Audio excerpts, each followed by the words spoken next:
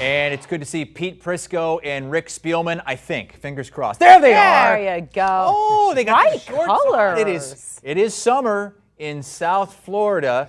Rick and Pete joining us here. And guys, we were talking with Bryant McFadden, our two-time Super Bowl champion yesterday. I don't know if you heard him on HQ say that he believes the Dolphins are a championship contending team this season if Tua is healthy. How big of an if is that, Pete?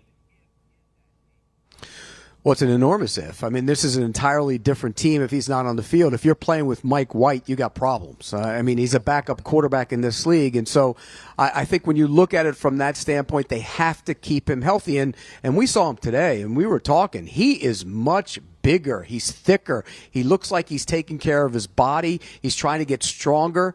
He's doing a lot of, martial arts stuff to try and get himself prepared on how he falls.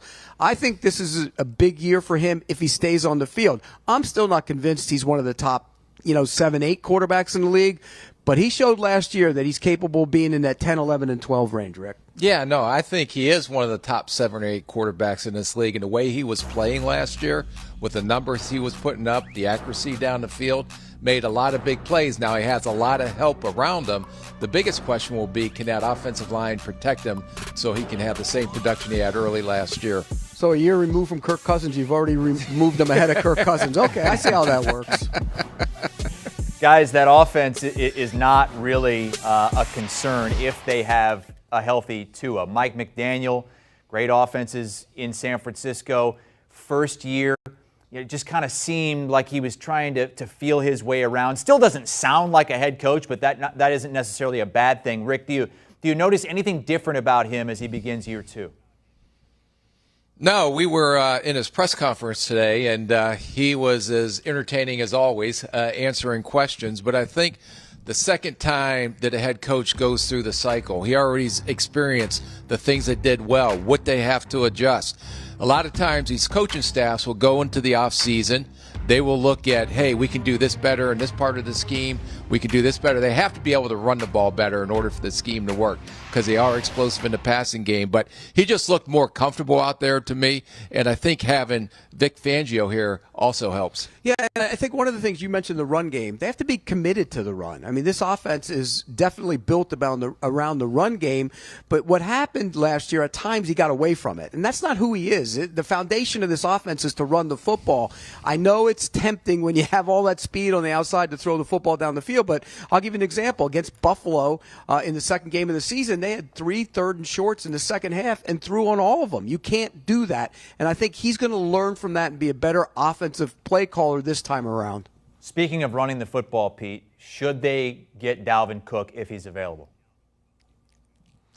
If the price is right, I'd say so. And again, we were talking about that earlier. I think maybe for a 4th or 5th round pick, but it also depends on the compensation. I mean, his contract as it is right now is steep. And so if you're going to bring him in, that's an expensive luxury. When you look around their running back room, they already have a lot of speed in that, in that room. There's a lot of guys that need to stay healthy. We've had injury problems around that offensive backfield with Jeff Wilson and Mostert in that group. So I think when you look at it, I would investigate it, but I don't necessarily think that's a move that takes this team over the top. No, and if you look at what Chris Greer has done, they didn't have a lot of draft picks this year because of the forfeiture of the first pick with the tampering. They traded their other first-round pick for Chubb last year.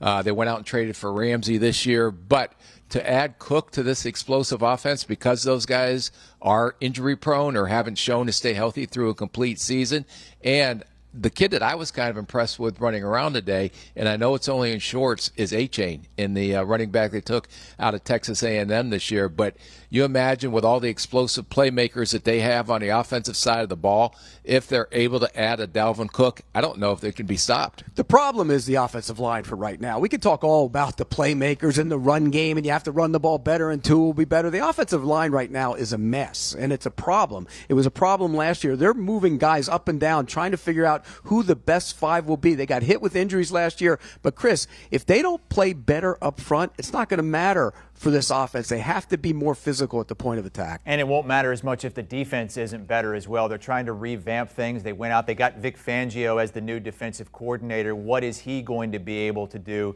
in his first major coaching job since he was the head coach of the Broncos, Pete?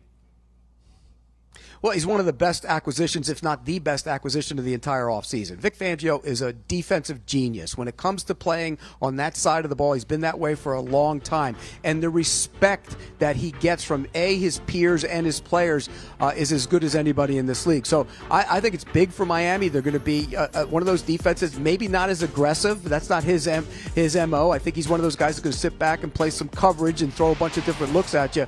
This has been a defense. They played a lot of blitz style the past couple of years. Brian Flores did it. They kind of carried over last year. It's going to change, and it's going to put more premium on the guys up front to win without blitzing, which is why a guy like Jalen Phillips is going to be enormous, and Chubb as well. Those two guys are going to have to get to the quarterback if they can. They're going to be good on defense. Yeah, and if you look at the two things that Vic Fangio's defenses are famous for, is disguising the coverage pre-snap and then all of a sudden showing a totally different coverage post-snap. And that makes it difficult on an offense and difficult on a quarterback.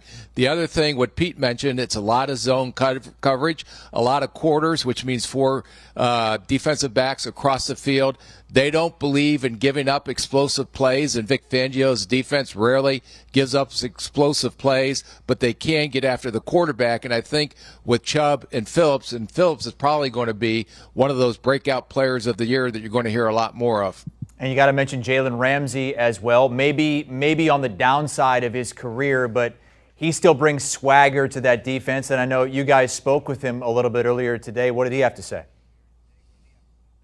Well, I asked him, are they the best cornerback tandem in the league, him and Xavier Howard? And he said, yes, absolutely. And didn't hesitate, by the way, which you expect from Jalen Ramsey. But when he walked away, I also asked him if he was still the top cornerback in the league. And he looked at me, he said, kind of shrugged and said, of course I am. So, yeah, there's still a confidence there with him. It'll be interesting. And Rick asked him about this, how he'll fit into this defense. Remember, he's a big physical long corner who can excel playing a lot of press man.